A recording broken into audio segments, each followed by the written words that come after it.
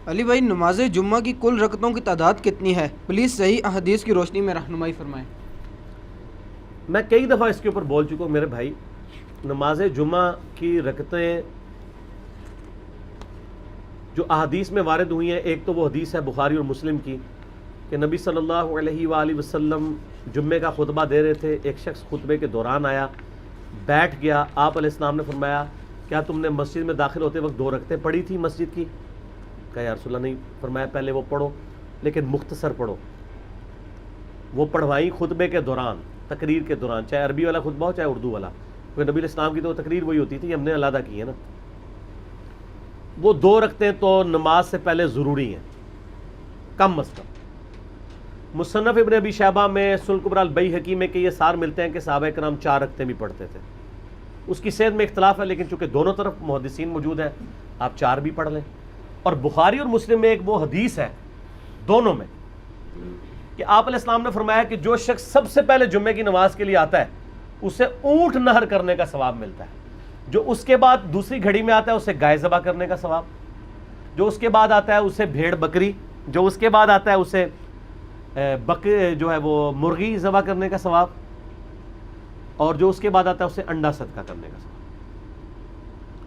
اور جو اس کے بعد آتا ہے فرشتے رجسٹر بند کر دیتے ہیں جب خطیب ممبر پہ چڑھ جاتا ہے اور وہ بھی اس کی تقریر سنتے ہیں، پھر عام جمعے کا ثواب ہے۔ اس میں آگے الفاظ ہے کہ جو جتنا جلدی آتا ہے اس کے بعد جو اللہ توفیق دے تم نماز پڑھو، تو جمعے سے پہلے آپ 100 رکعتیں بھی پڑھ سکتے ہیں جب تک خطیب ممبر پہ نہیں چڑھا ہوا۔ جب خطیب ممبر پہ چڑھ جائے تو بخاری مسلم کے الفاظ ہے پھر 2 سے زیادہ نہیں پڑھنی، اس سے پہلے ہیں تو جتنی پڑھے۔ تو جمعے سے پہلے جتنی آپ کو اللہ توفیق دے، اشراق کے وقت سے لے کے آپ پڑھتے رہے۔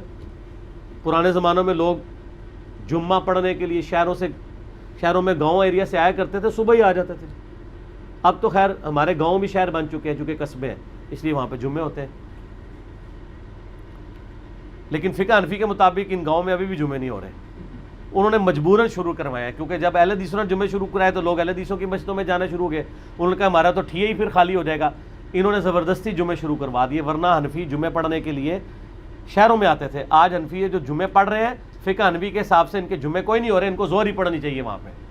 ہاں قرآن و حدیث کے مطابق ہو رہا ہے۔ صحیح بخاری میں امام بخاری نے رد کیا ہے کہ نبی علیہ السلام کے مبارک زمانے میں بھی گاؤں کے اندر جمعہ الاؤ تھا، یہ پریفریبل ہے کہ آپ آئیں۔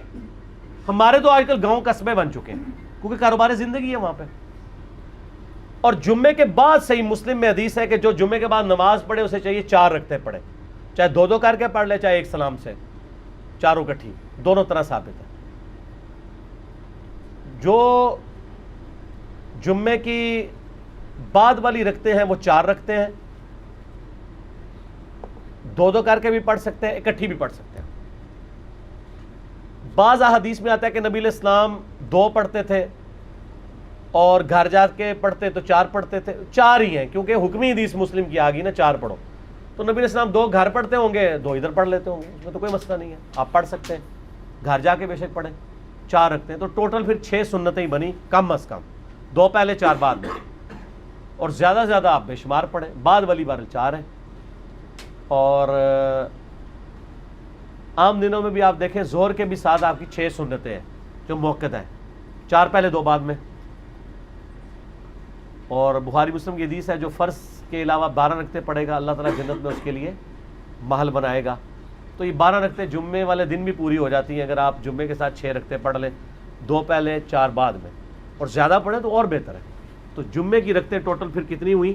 کم از کم 6 ادر دین فرض کے، 2 فرض تو ہیں بیچ میں، یہ نہ ہو کہ فرضوں کا ذکر ہی نہیں کیا، وہ اپنی جگہ موجود ہے۔ یہ رکھتے جب کوئی پوچھ رہا ہوتا ہے نا تو وہ پوچھ رہا ہوتا ہے سنتیں، اور بعض زور احتیاطی بھی پڑھ رہے ہوتے ہیں ساتھ، اس کی کوئی ضرورت نہیں ہے۔ ٹھیک ہو گیا؟